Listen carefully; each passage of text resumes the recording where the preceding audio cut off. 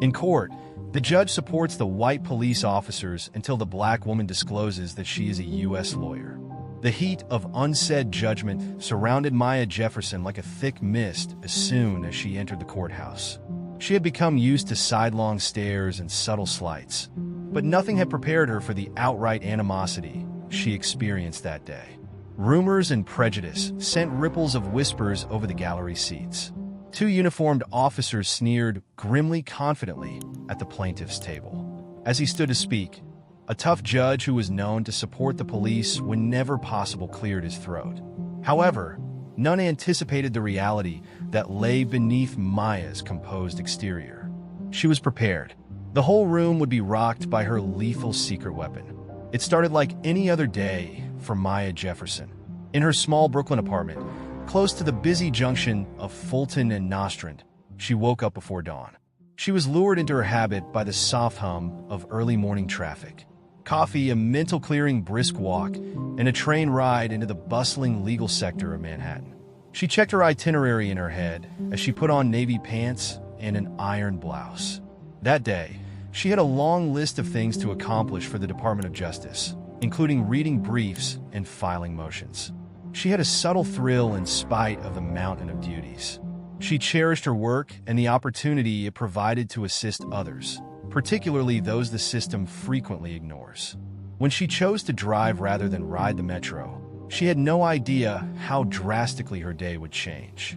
Maya needed her car's flexibility after receiving a call regarding a legal issue in a nearby Queens community. She carefully swerved past irritated motorists as she made her way through the morning rush hour. The radio was playing soft R&B, and a soothing song helped her to decompress. Before a siren sounded behind her, she felt calm. She noticed a police cruiser following her in her rearview mirror. The lights danced menacingly across the windows of the surrounding buildings as they flashed red and blue. Even though Maya had done nothing wrong, her heartbeat sped. Her heart racing, she signaled and pulled over. She told herself to remain composed. She was aware of the conventional procedure, which is to wait for the officer to arrive, keep your hands visible, and follow directions. Nevertheless, innumerable news reports about black drivers being harassed or hurt during routine stops continued to race through her head. Two officers emerged a moment later. Officer Troy Miller was a tall, gaunt man with pale complexion and a mustache that fell limply over thin lips. Officer Kevin Rourke, the second, had a heavier set and a crimson face from annoyance or the wind. Both of them strode with an air of power toward Maya's window. Maya asked how she could help, lowered her window, and gave them a courteous greeting. Officer Miller requested her proof of insurance, license, and registration. He spoke in a clipped, even angry tone. Without hesitation, Maya gave her documents and complied. When she questioned why she was being stopped, Miller waved his hand dismissively. With a sly smile, Officer Rourke leaned in to look inside her vehicle. With a growing sense of caution in her chest, Maya gripped the steering wheel more tightly. At last, Miller responded, "You were speeding back there, doing 45 and a 30. She hadn't been speeding, Maya knew. She had been cautiously staying at or below the speed limit, keeping an eye out for bikers and pedestrians in the crowded neighborhood. However, she was also aware that any hint of disagreement may make things worse. She inhaled quietly, her thoughts shifting between her understanding of the law and the typical course of these interactions. "I think I was under the limit, officer," she said steadily. "Is there a chance you may have clocked the incorrect vehicle?" Rourke gave an eye roll. "When it comes to my radar gun, I never make mistakes. Are you going to cause us any difficulty, lady?" Maya controlled her annoyance. Microaggressions were nothing new to her, but the officer's manner conveyed more than a casual insult. She had to be careful what she said. "I'm only seeking clarification. I'm not attempting to cause you any trouble." A sneer curved Miller's narrow lips. He stepped back and spoke to Rourke in low voices, but Maya heard bits of their talk, which had to do with attitude and these individuals. She squinted.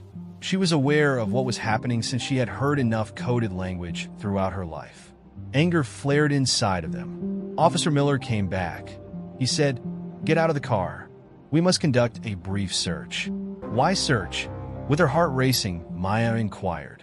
She was aware that they needed either her consent or probable cause before they could request a search, and she was perfectly entitled to decline. With a sigh, Rourke leaned forward once more.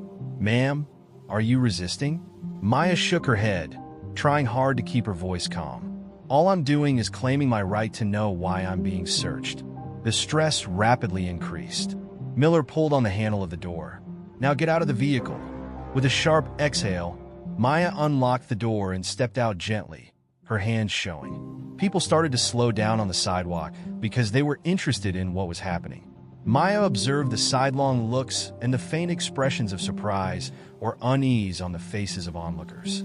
The moment was captured by a phone camera that was elevated somewhere. She fixed her jaw resolutely.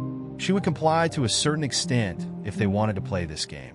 Officer Rourke gave Maya a rough pat down as she stood next to her car, and Miller searched the back seat. It was the most violated Maya had ever felt. Rourke yelled at her to keep quiet every time she attempted to speak.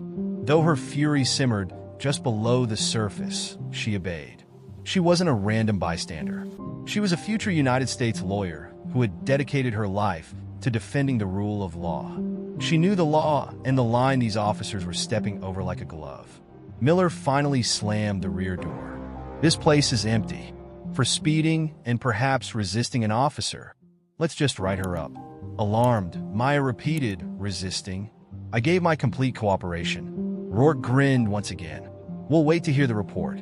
The officers were unaware that they had just engaged in combat with a person who had a great deal of legal knowledge. Someone who could initiate a serious investigation with just one phone call.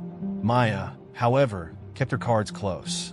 She would not yet disclose her role. She was curious to see how far this deception would go. Maya made a self-promise to fight back, her heart racing. There would be a response to this injustice. Maya felt herself shaking as she watched the officers leave, leaving her with a speeding summons and the possibility of more charges. She shuddered with a burning rage, but not in fear. She had been protected by the composed exterior she put on during the encounter, which had been refined over years of weathering casual bigotry, scornful looks, and snide remarks that eroded her sense of identity. She had painstakingly built the shield out of pride, dignity, and most importantly, determination. Maya Jefferson had been a young girl growing up in the center of Brooklyn long before she had the authority to prosecute cases. She had been raised with a strong sense of justice by her parents, Malcolm and Loretta Jefferson. Her father was an African-American studies professor of history at CUNY. As a social worker, her mother supported low-income families. Conversations at the dinner table focused on systematic oppression, civil rights heroes, and strategies for defending people who could not defend themselves. Stories of ancestors who participated in sit-ins or marched in Selma taught her the unwavering spirit of resistance. However, she also discovered that genuine transformation necessitated a fusion of strategic thought and enthusiasm. Maya saw a heated dispute between her uncle and a policeman who had physically assaulted him without reason when she was just 9 years old. Maya recalled having tears in her eyes and felt helpless and insignificant. She couldn't get the picture of an adult guy being made to stand there and endure unfair criticism out of her head. It motivated her to study law in order to become a person who could confront the highest levels of power abuse. Maya excelled in debate club in high school and soon gained recognition for her keen intelligence and ability to remain composed under pressure. Additionally, she worked as a volunteer at a community legal assistance agency in her area, where she witnessed firsthand how the law could be both a weapon and a defense.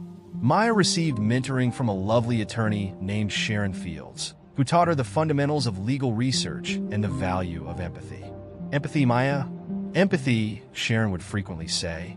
"You become simply another gear in a broken machine without it." Maya double majored in African American studies and political science at Columbia University. She frequently found herself in contentious seminars concerning systematic racism, where her scholarly study and personal experiences combined to form a strong belief. Reforming the legal system from the inside out was necessary.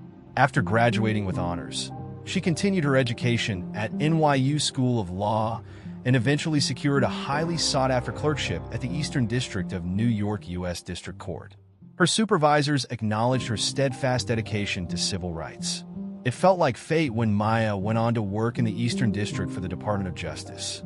Over the years, Maya developed a deep awareness of the intricacies of the law and its potential for positive use. She brought the stories of her mentors, her family, and the innumerable victims of injustice with her. She vowed to herself she would confront every instance of overt racial discrimination that she came across. She supported methodical change, but occasionally taking strong, independent positions was necessary to get there. Maya's thoughts were racing as she made her way to her apartment following the altercation with cops Miller and Rourke. The recollection of their mocking looks and the humiliation of being searched without cause on the sidewalk persisted. She was not a helpless child this time, but the old anger of helplessness came back to life. She had the power and resources to defend herself. The aroma of freshly brewed coffee permeated the air as she sat at her kitchen table at home. Like a badge of injustice, the summons was lying next to her laptop. Frustrated, she wanted to tear it to pieces, but she knew better. This was evidence rather than merely a ticket. She quickly composed a memo recounting the events after opening her laptop. She provided the time, place, and specifics of the officer's actions. She explained the bullying techniques, the racist overtones, and the threat of adding false charges for refusing. Every detail was important in a possible investigation, and her notes were accurate. She next called Marcus Reed, a colleague lawyer who was a longtime friend and worked in a separate division of the Justice Department. Marcus, a talented litigator who was passionate about exposing police malfeasance, had been her NYU classmate. Over the phone, Maya gave him just enough information to make him realize that this was a serious matter that might need federal oversight. Marcus consented to lend a hand however he could. Maya's feelings fluctuated throughout the evening, alternating between a smoldering rage and unwavering resolve. She reflected on her parents, who had always been morally upright. She recalled Sharon Fields, who had taught her the value of strategy and sensitivity. She considered everyone who had been in her shoes, without the means or the information to defend themselves. She would not allow this incident to go unnoticed. She locked her notes inside her home safe and whispered out loud, "Tomorrow. I take the first step tomorrow." A gentle glow filled Maya's living room as morning sunlight poured through her window. She was more determined than ever when she woke up, but she also had a persistent fear of what would occur next. She wasn't accustomed to watching court cases unfold in front of random bystanders on the side of a city street, but rather behind piles of briefs and motions. She was ready, however, to face the scenario. Maya showered and changed into a clean blue suit, then carefully arranged her papers. Later that afternoon, she had a meeting about another issue, but she kept thinking about how she would handle the situation with officers Miller and Rourke. Marcus confirmed that they would be meeting at a neighboring cafe for lunch when her phone buzzed. Maya let out a sigh, thankful for the assistance of a friend who was aware of the nuances of racial profiling cases and federal law. Locking her apartment door behind her, she left, taking the metro this time, in order to avoid any more encounters with local police.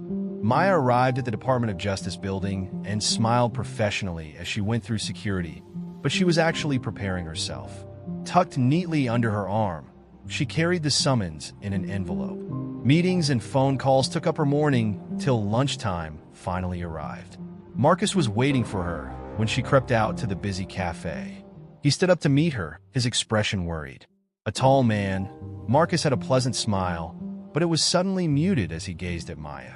They sat at a window with a view of the street, where midday traffic roared past, after ordering coffee and sandwiches. She described the entire incident, including the alleged speeding infraction, the humiliating pat-down, the forced vehicle search, and the racist overtones of the officer. Marcus's brows were knitted as he listened carefully. He appeared to be just as furious as she was by the time she was done. "They don't know who they're dealing with," he stated firmly but quietly. "However, it goes beyond that. Abuse of authority in the name of law enforcement is precisely what we discuss constantly." Maya gave a nod. "I'm afraid they'll escalate or submit a fictitious report." They brought up resisting arrest. My reputation might be damaged if they recorded that. I don't want to consider how it might hurt other people, even if I can clear my reputation. Exactly, Marcus said. We must be strategic. Do you intend to report this directly to the Civil Rights Division or to Internal Affairs? With her pen striking the table, Maya remarked, I'm thinking both. Additionally, I have the option to formally complain to the city's Civilian Complaint Review Board. However, I want to hold waiting and see whether they formally bring any accusations. If they do, I'll disclose my qualifications in court if required. Marcus paused. It will be shocking, but watch out, Maya. In their courtroom, some judges detest surprises. However, because you mentioned that these men are notorious for intimidating people, it's possible that they have connections if the judge is complicit. Maya's mouth clenched. I'll take care of it. I'm going to get additional proof right now. Some of it was probably captured on the phones of onlookers. I'm going to try to find any statements from witnesses. Maya went back to her office after lunch. For a portion of the afternoon, she looked through local neighborhood pages and hashtags on social media to check whether any recordings of her meeting had been shared. While Officer Miller searched through the back seat, she saw a little video on Twitter that showed Officer Rourke shoving her against the side of her car. Although the video was brief, it was evident that Maya was composed and helpful. No opposition. Maya quickly downloaded the clip and meticulously noted where it came from. Her cell phone rang as she was wrapping up the video file naming. She looked down at an unidentified number. She considered not responding, but she decided to follow her instincts. Hello, she said. There was a brief crackle of silence. Miss Maya Jefferson then spoke in a rough voice. Her heartbeat accelerated. Indeed? This is NYPD Internal Affairs Detective Brian Costello. Marcus Reed sent me a message regarding an incident between Troy Miller and Kevin Rourke, 2 officers. I want to get together with you. Maya felt a little better, although she hadn't anticipated receiving a call from an internal affairs detective so soon. It was encouraging. Detective, of course. What time works for you? The investigator proposed to meet in a little conference room at the NYPD headquarters the next morning. Maya concurred. With a flicker of hope, she hung up the phone. There was someone in the system who was willing to look into it. However, Maya received another surprise call that evening as she was cooking supper in her small kitchen. This time, she received word from an NYPD desk officer that she was now the subject of an arrest warrant for obstruction and resisting arrest. The news was like a kick to the stomach. She almost dropped her phone. According to the officer, Maya must report to the local station or else she may be subject to further sanctions. Her thoughts whirled. In fact, they had done it, fabricated the narrative to make her the aggressor. She muttered curses as her anger and panic clashed. Then she recognized herself. She took a breath and remained calm. This went beyond simple coercion. This was a deliberate attempt to intimidate her and damage her reputation before she could pursue her case. A mugshot and public record may follow her for years if she was even briefly arrested. Maya experienced a brief sense of hopelessness. Then she regained her balance. She had the truth, and she wasn't alone.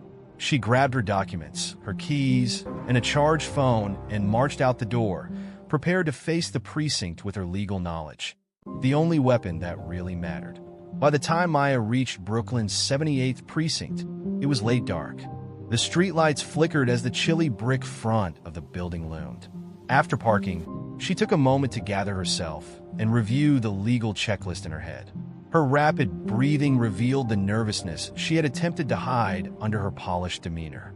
The scent of old coffee and sweat hit Maya's nostrils as soon as she entered the station. Officers milled, some doing paperwork, others engaging in idle conversation. Heads turned as soon as she stepped up to the counter. She explained that she was there in reference to a warrant to the desk sergeant. At first, the desk sergeant, a graying guy with weary eyes, appeared confused, possibly not anticipating the warrant subject to enter quietly. Wait, he told her. Maya ignored the suspicious looks from some of the officers as she sat down in a plastic chair under flickering fluorescent lights. A young cop took her to a tiny questioning room after a torturous 30 minutes. One overhead light hummed softly, and the walls were painted an off-white cinder block.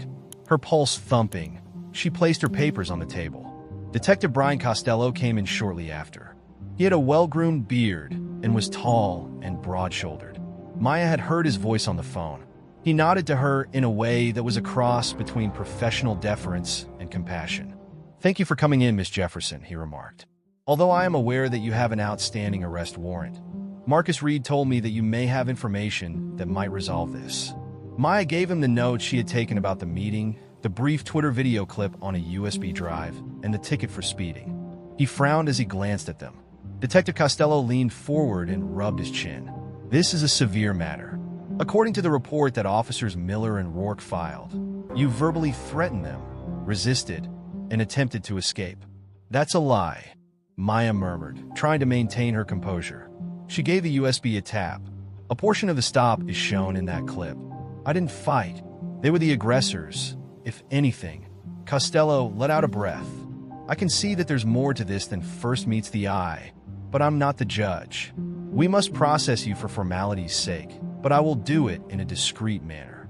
After that, we can begin our inquiry. I will request that the district attorney's office wait to file charges until we have had a chance to review everything." Processing was a thought that made Maya's heart sink, but she understood the protocol and nodded. "Okay, she got it." He led her down several corridors. Although Costello made sure she wasn't chained, Maya's cheeks burned with embarrassment as she was fingerprinted and briefly photographed. The whole experience seemed unreal. She was being handled like a criminal despite having an impeccable record as an assistant U.S. attorney. Reminding herself that justice could yet be served, she forced herself to breathe.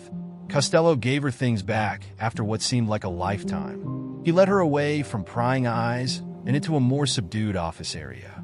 From the first time she spotted the flashing lights to the officers' mocking comments and the arbitrary search of her car, Maya repeated her incident in great detail there. Costello made a lot of notes, but let's be clear, he added, "I'll have to question them separately. This might be a major instance of false reports if they said you resisted and you have video proof to the contrary." Despite the flutter in her gut, Maya's voice remained firm as she stated, "It's not just about me. This is probably a trend. They might be doing it to a great number of people who lack the means and expertise to defend themselves if they did it to me." After pausing, Costello nodded. "Since this precinct has a tendency to close ranks, not everyone will be pleased that I'm looking into it, but I understand and will do my bit." He was honest, and Maya praised him. By the time she left the station, she was torn between anger at the system's readiness to shield bad actors and relief at having discovered a possible ally. Early in the morning, weary and with her thoughts racing with possible next actions, she made her way home. She had to let her Department of Justice superiors know, even if it were untrue, a genuine arrest record would raise suspicions. But if the system she trusted in had ever been put to the test, this was it. It was difficult to fall asleep. She lay awake, repeatedly reliving the precinct scene. Her mugshot is captured by the camera flash, and the cold demands her fingerprints. She was vulnerable in a way she had never experienced before, mainly because of her unyielding determination. "Let them see me in court" was the only idea that crossed her mind. Let them see my true self. And she wouldn't hold back when the time came. A week later, Maya was required to appear in criminal court by the summons and the warrant. Ironically, considering her own position as a federal prosecutor, Maya retained a private defense attorney for that brief period. She selected Stella Morano, a seasoned lawyer with a reputation for handling civil rights and wrongful arrest cases. Stella was an ardent supporter who had previously defeated NYPD cops. Maya looked stunning in a charcoal gray skirt suit on the morning of the hearing. The controlled rage that simmered inside her was reflected in her hair, which was put in a delicate twist as she stood in front of the mirror. She refused to appear unkempt or scared when she entered the courtroom. She was going to keep her head up. She was picked up by Stella, and they went to downtown Brooklyn to the Kings County Criminal Court. The enormous interior of the courthouse hummed with the daily commotion of hearings and arraignments. Stoic officers observing from the corners, lawyers rushing with bulky case files, and defendants pacing uneasily in inexpensive suits. Tension and stale coffee filled the air. Maya's heartbeat quickened as she and Stella walked into the courtroom. She knew Judge Alan Harrison, the sitting judge, from the local press. He was infamously submissive to law enforcement and was said to be harsh on defendants. Even when there were contradictions in police testimony, he seldom ever questioned it. There was a rumor that his court frequently ignored charges of racial bias. Maya looked at the front row of benches where cops Miller and Rourke sat, their uniforms clean, their faces arrogant, before their case was called. Rourke laughed as their lawyer, a grim-faced district attorney called Caroline Whitaker, whispered something to them. Maya's heart pounded as she swallowed her rage. She recalled what her father had said. In the face of injustice, never lose your temper. They have authority over you at that point. At last, Maya's case was stated by the court clerk. With Maya by her side, Stella stepped forward. There was silence. Judge Harrison looked apathetically as he leafed through the papers. Caroline Whitaker was the first to stand and lay out the allegations of disorderly conduct, obstruction of governmental administration, and resisting arrest. During a legitimate traffic stop, she said, Maya became aggressive, disobeyed the cops' orders, and even tried to run away. Maya almost snorted in shock at that final comment. Stella put a steady hand on her arm and told her to keep her cool. Stella cleared her throat and moved forward after Caroline was done. Your Honor, Stella said in a steady yet deep voice. These charges are unequivocally denied by my client. We have short but important video footage that challenges the officer's story. In addition to providing complete cooperation, Ms. Jefferson endured humiliating treatment and an inappropriate search. Judge Harrison looked through his glasses. Video proof? Could that be from a body camera? From a bystander, Stella said. Captured on a mobile device and shared online. We also have the original file. Caroline interrupted. I would advise against relying on unreliable cell phone footage, Your Honor. Authenticity is not guaranteed. According to the official police report, the defendant resisted, and my officers had spotless histories. There is no reason for us to question their evidence. Judge Harrison scowled a little. If the video is validated, I'll let it. We'll move forward with the arraignment for now. And how do you plead, Ms. Jefferson? Before Maya could speak, Stella spoke. Your Honor, I'm innocent. Harrison wrote something down. Excellent. Let's arrange a preliminary hearing so we can examine the evidence. For the first time, he looked up at Maya, his eyes lingering. Maya was uncomfortably cold, as if he was judging more than her stance. The following matter has a $5,000 bail amount. The thought of bail for such a charge caused Maya's cheeks to burn with outrage. Stella, however, had anticipated this. She promptly posted bail. Maya's eyes met Officer Miller's as she turned to go. She could not quite make out what he was mouthing, but she could see the disdain in his sneer. She made herself look the other way. Stella walked her out to a bench in the hallway. Stella sighed, with Harrison on the bench, this is going to be a tough fight. Additionally, Whitaker, the DA, has a history of standing up for the police no matter what. Maya's thoughts were racing as she gazed at the dull walls of the hallway. I'm not going to back down. I have to talk to the Civil Rights Division about this. This might turn into a federal issue. Stella gave a nod. I concur. The game will change the instant you disclose your role with the DOJ. However, would you like to tip your hands so quickly? Maya thought for a moment. Finally, she responded, not yet. I need more proof, more information about the past performance of these police. We'll look about taking this to federal court if Harrison attempts to railroad it. Stella concurred, and after setting up a strategy meeting, they split up. Maya left the courthouse with a tense mixture of steely resolve and rage. She would not be put off by the slights, the degrading pat-down, or the nasty accusations. Taking out her phone, she called Marcus and instructed him on what to do next.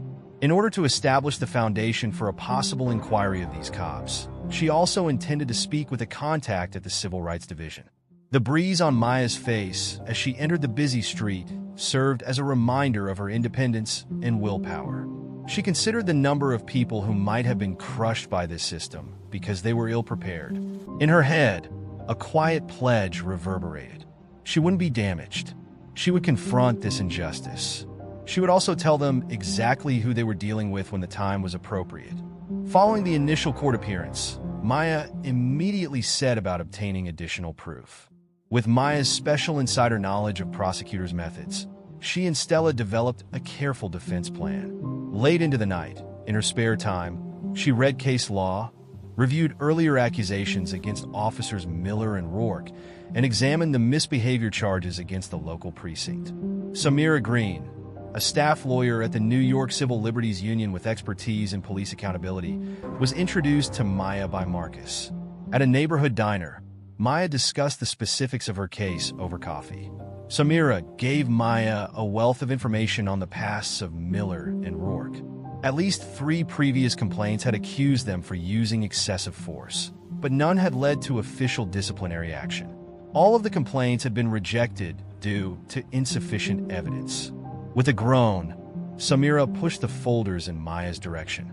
"We merely need to provide concrete evidence to confirm the pattern. And it's a start, considering you have that video." Maya's heart was racing as she flipped through the papers. She read statements from those who said Miller and Rourke had harassed or mistreated them. She scowled as she read the parts regarding racial epithets, intimidation, and illegal searches. Although the complainants used different wording, the main accusations were unsettlingly similar. During traffic stops, the officers singled out people of color and intensified their interactions without providing any clear explanation. What prevented any of these complaints from being upheld? Maya whispered the question, but she knew the answer. Samira gave an eye roll. "It's like that. It is impossible to find witnesses. Either the judge grants officers the benefit of the doubt, or Internal Affairs finds a technical justification to remove them. The issue is systemic." Maya's jaw tightened. Perhaps things will be different this time. Samira grinned, a glimmer of hope piercing her weariness. "Perhaps it is. You obviously know how to use the system and have the necessary credentials. Just exercise caution. The pushback might become unpleasant." With these materials in hand, Maya went back to her Department of Justice office. She walked a tightrope. She hadn't formally told her immediate superiors about her situation, concerned that they might take her off of ongoing cases or, worse, doubt her impartiality. Nevertheless, she confided in Jennifer Robles, a co-worker with whom she had grown close over the years. Jennifer listened intently as Maya described what had happened. Jennifer paced the office, saying, "This is crazy. It's obvious that these officers chose the wrong individual to harass. But you need to defend yourself, Maya. It might get out of hand the moment they discover you are a federal attorney." "I understand," Maya nodded. "However, it could terrify them into withdrawing the lawsuit or perhaps expose them to federal prosecution if I tell them at the right time. I just hope the judge doesn't dismiss me outright because of some prejudice," she said after hesitating. Jennifer crossed her arms. "You submit a motion to transfer or recuse him if he does. The law is in your favor, and the Civil Rights Division may launch a full-scale probe if that doesn't work." That prospect lifted Maya's heart. In recent years, the Department of Justice has increased its efforts to look into police departments for patterns of illegal behavior. Maybe the DOJ would intervene if Maya could provide strong evidence. She was not deluded. Months or even years may pass before there is any true accountability. She was ready for the long haul, though. The days that followed were a flurry of court filings.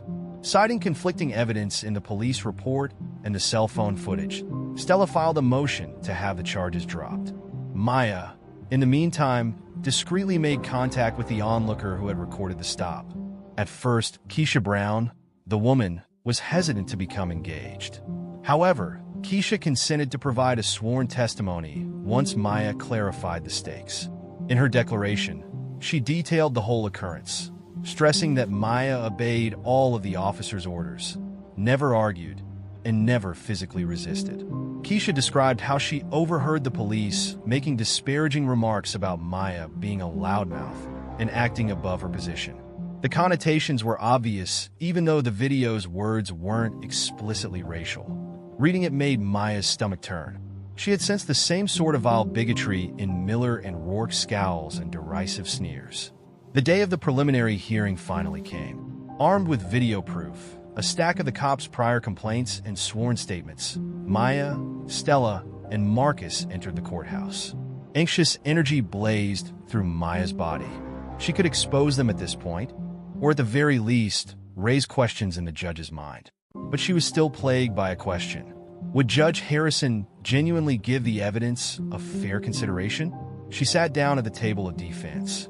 The cops were seated across the aisle from the prosecution team, which was headed by Caroline Whitaker. Whitaker had a confident look on her face, as if she already knew the judge's decision. With their arms crossed, Miller and Rourke gazed straight at Maya, seemingly challenging her to look them in the eye. Maya did not recoil. She took a breath, put her hands together, and told herself she was battling for more than simply her own pride. She was standing up for everyone who had been discredited or silenced by police such as Rourke and Miller. Maya's gaze strayed to the judge's bench as the court clerk called the case. With his robe streaming, Harrison took over. He prepared to start by clearing his throat. Maya felt her heart race in her ears. Whether truth would eventually be revealed, or if the system's deep-rooted prejudice would crush her as well, would depend on what transpired next. The formalities kicked off the preliminary hearing. With a stern face, Judge Harrison gave the order for both sides to make their case. The police story was outlined systematically by Caroline Whitaker, who strode to the lectern first. Maya allegedly acted angrily, disobeyed several orders, and obstructed the officer's legitimate inquiry. Whitaker used exaggerated language to characterize Maya's actions, portraying her as a wild person who didn't respect the law. The lies made Maya's stomach turn, but she forced her features to remain neutral. Stella then entered the stage. She played the cell phone video for the court and introduced it with calm assurance. In the brief video, Maya was seen standing composedly by her car as Officer Rourke gave her a hard pat down. Maya did not exhibit any signs of aggressiveness. A slight echo of the officer's nasty remarks could be heard in the background. Stella drew attention to the fact that Maya allegedly refused to obey any of the officer's vocal orders. Leaning forward, Judge Harrison looked at the screen. His visage briefly flashed with something, possibly astonishment, before hardening once more. Stella called Keisha Brown to the stand after the video concluded. Keisha testified that she had seen the entire incident and had captured the video. Maya never obstructed or protested, she said. She also recalled hearing an officer refer to Maya as a loud mouth, but she was unable to pinpoint which one it was. With a voice full of doubt, Whitaker stood up for cross-examination. "Could you have overlooked something during the filming, Miss Brown? Miss Jefferson might have objected before you began recording." "No," Keisha said firmly, looking directly into Whitaker's eyes. "As soon as I saw them take her out of the car, I began to record. She didn't scream or struggle." Whitaker continued to press. "However, you only managed to record a few seconds of the event. There might have been more." Keisha refused to back down. From across the street, I observed the entire event. She remained composed the whole time. Stella produced the complaint files against cops Miller and Rourke after Keisha resigned. Whitaker protested that they didn't matter. With a frown, Judge Harrison appeared to concur with Whitaker. Maya briefly worried that he would destroy the proof completely. Stella countered that a pattern of misbehavior was evident in the officer's past accusations. Harrison did not want the documents to overwhelm the current case, so he permitted a brief discussion of them as background. Officer Miller was then summoned to testify by Caroline Whitaker. His voice was clipped as he described how Maya questioned their authority and refused to cooperate. He said Maya had screamed and threatened, and he described her as angry. Maya became very irritated. It was all untrue. Then, repeating Miller's remarks, Rourke mounted the stand. Both of them followed the plan, emphasizing Maya's supposed hostility. Maya felt Judge Harrison's patience was waning during the testimony, albeit not necessarily with the police. The court was irritated that the defense would question the version of events provided by law enforcement. Every time Stella protested or raised a critical question, his tone became more acerbic. At last, Stella told the judge that Maya wanted to testify. Maya smoothed her suit jacket as she arose. Nerves swirling in her gut, she made her way to the witness stand.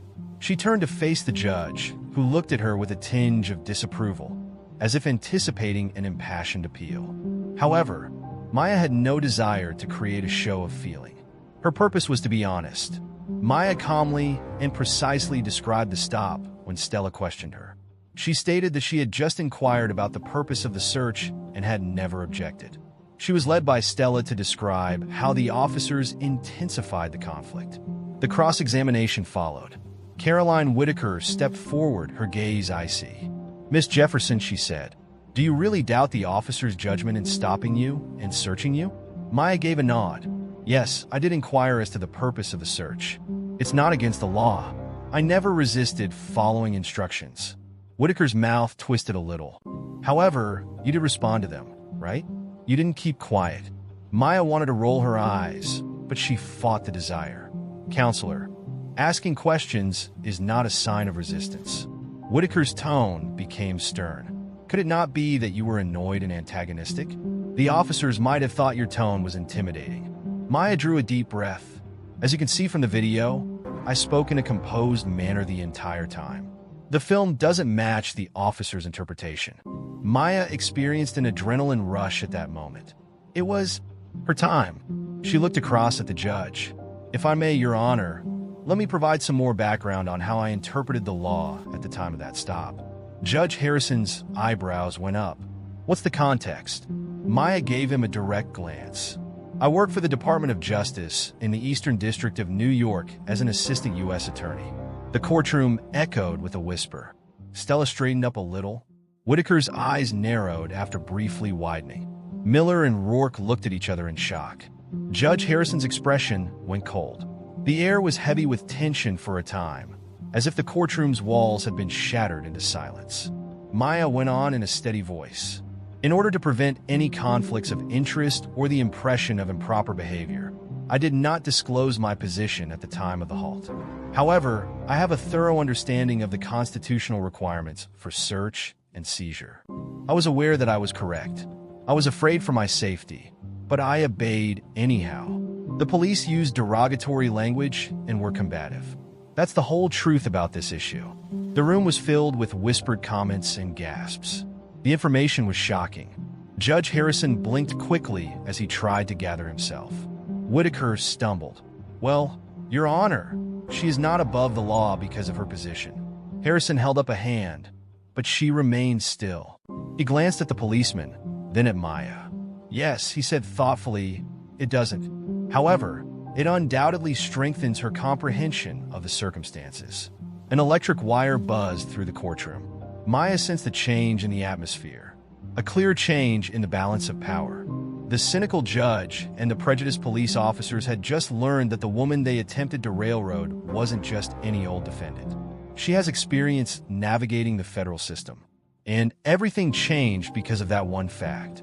A series of events began when it was revealed that Maya was a U.S. attorney. The NYPD was under intense internal and external scrutiny within a day.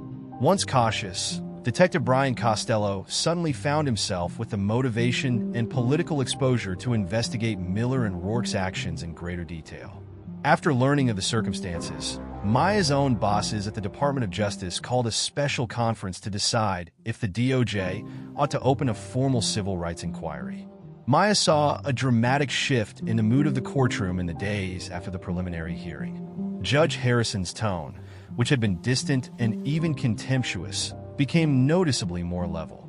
In a later motion hearing, he acknowledged Maya's legal status by referring to her as Counsel Jefferson, which quietly indicated that the playing field had changed. Seated at the prosecution's table, Miller and Rourke appeared less arrogant. They felt as though the tide was shifting against them. Maya's life was turned upside down outside the courtroom. The courthouse door was crowded with reporters who had been informed by the public court transcripts. The headline, "U.S. Attorney Charges NYPD Officers with Racial Profiling," caught their attention. In an attempt to evade the cameras, Maya ducked into side exits or taxis to get away from the crowd of microphones. Justice was what she wanted, not fame. However, such shocking revelations didn't remain silent for long in a city as big and media-driven as New York. At the DOJ, her supervisors were just as worried about the appearance. Maya was called into a private office by Assistant Attorney General Vanessa Castillo for a lengthy discussion. Castillo, a calm woman in her 50s with silver streak hair, cautiously peered at Maya around the rim of her spectacles. Castillo folded her hands over the papers in front of her and stated, "I've read the court transcripts. The situation is delicate. You know that, don't you?" Maya braced herself and nodded. "Indeed, ma'am." Castillo's eyes grew softer. I want to start by expressing my regret that you had to put up with this kind of behavior. Misconduct claims are taken seriously by us. However, as you are aware, it becomes more complicated if a DOJ lawyer is involved in a private case that affects law enforcement. We must be certain that there are no conflicts of interest. Maya answered steadily, I understand. I just want the DOJ to investigate these cops to see if the evidence supports a civil rights probe. I'm not asking them to represent me personally. Leaning back, Castillo drummed a pen on her desk. NYPD Internal Affairs Detective Costello has already gotten in touch. Both your complaint and the earlier ones against these officers are being examined by the Civil Rights Division. If we discover solid proof that this is systemic, we may also be able to conduct a pattern and practice investigation into the precinct. Maya was filled with hope. So it's being taken seriously by the department? Yes, but be ready, Maya. It's going to become messy. There could be reprisals from the local police union. There's always a chance that federal and local officials will clash, and the media coverage can get more intense. Maya gritted her teeth. I'm prepared. Maya let out a breath as she walked out of Castillo's office, feeling a little lighter. She had been employed by the government for many years, frequently helping with civil rights matters from an institutional perspective or pursuing financial crimes. The organization was now forced to look at local police enforcement, one of its most enduring alliances. Maya spent hours with federal agents as the inquiry progressed, explaining her experience, supplying the video evidence, and handing over the documents that Samira Green had supplied. Detective Costello also increased the number of interviews. He talked to the other complainants, Keisha Brown, and local witnesses who had bad experiences with Miller and Rourke. There were rumors that these policemen belonged to a group in the precinct that targeted minorities by conducting arbitrary traffic stops in order to reach quotas. Maya considered all others who might have endured silent suffering. They now had an opportunity to be heard. In the meantime, Maya's legal situation did not miraculously end. Perhaps fearing that dropping the charges would validate malfeasance, Whitaker obstinately refused to do so. In an attempt to have the charges completely dropped, Stella intended to disclose the updated results of the DOJ investigation at the upcoming court hearing. There was a lot of tension. Maya became aware that her phone was vibrating more often with unfamiliar callers. Anonymous voicemails started to arrive. Some were encouraging, while others were threatening. After Marcus warned her to exercise caution, Maya began to change up her routine and be on guard anytime she went anywhere, especially at night. Maya felt a flood of relief sweep over her. Stella gave her hand a squeeze. There was a rumble of quiet conversation in the gallery. Whitaker turned to whisper angrily at Miller and Rourke, her shoulders slumping. The cops' expressions were filled with shock at realizing that they had lost control of the story. For order, Harrison rapped his gavel. In addition, I am directing that the record of Miss Jefferson's arrest be deleted, he added. This occurrence will not be linked to any criminal records. We've adjourned this court. He got up and hurried out, leaving the room in a frenzy. Maya wanted to yell in relief, but she held back. Reporters quickly inundated the aisles with inquiries. As the cameras flashed, Stella led Maya toward the corridor while protecting her. At last, Maya let herself breathe outside the courthouse. She looked at the heavens. The sun's brightness was a pleasant change from weeks of ominous gloom. Marcus joined them, his face breaking into a big smile. He clapped Maya on the shoulder and remarked, "This is huge." They had no idea that this day would arrive. Nevertheless, Maya's heart ached. Although the police may be disciplined, how many more officers are there like them? We will continue to shine the light, Stella stated. One case at a time. That is how corruption is eradicated. Miller and Rourke were suspended without pay pending a formal departmental trial on charges of record falsification and procedural violations, according to the police commissioner's announcement within days. For lying on official documents, Detective Costello had suggested that they be charged with perjury. Amidst the incident, the district attorney's office was under increasing pressure to bring charges against the cops or face additional public criticism. The triumph was bittersweet for Maya. Although she had exposed two bad cops, the event had revealed the extent of the conflict. The practice of racist policing was not unique. It was a sign of something more serious. She had still demonstrated that justice could triumph over established authority if it had the necessary means and an unyielding will. Miller and Rourke had received the karmic punishment quickly, and rightfully so. Maya backed the Civil Rights Division's in-depth investigation of the precinct in the weeks that followed. A few cops complied, feeling confident enough to report instances of discrimination they had seen. Others were defensive or kept quiet. Nevertheless, it appeared like things were moving in the direction of accountability, at least somewhat. Maya sat in her kitchen late one evening, sipping a cup of chamomile tea and reading the news of the day. The scandal, the suspended police, and the potential for more extensive reforms were all featured prominently in the headlines. With a twinge of optimism and fatigue tugging at her, she put down her phone. She had survived the fire, but she was not unharmed. She would always remember the dread and the humiliation of that arrest, but more determined, stronger. Perhaps with sustained pressure, the system could be persuaded to protect many more innocent people if it could be persuaded to protect one. Because she was more than happy to lend a helping hand when karma required it, Maya Jefferson would do all in her power to make sure it happened. Life took on a new beat once the allegations against Maya were dropped a month ago. She resumed her regular responsibilities at the Department of Justice, although her life was anything from routine. A citywide discussion over police accountability and racial profiling was sparked by her narrative. Maya was invited to speak at forums organized by community groups. When she could, she agreed, sharing her experience in front of large groups of worried locals. Every time she talked, she made it clear that she supported justice and was not anti-police. The cheers and ovations strengthened her determination. The lawyer cleared his throat in the meanwhile. "I appreciate you agreeing to meet. If you decide not to pursue federal charges, my clients, Officers Miller and Rourke, are prepared to face disciplinary actions.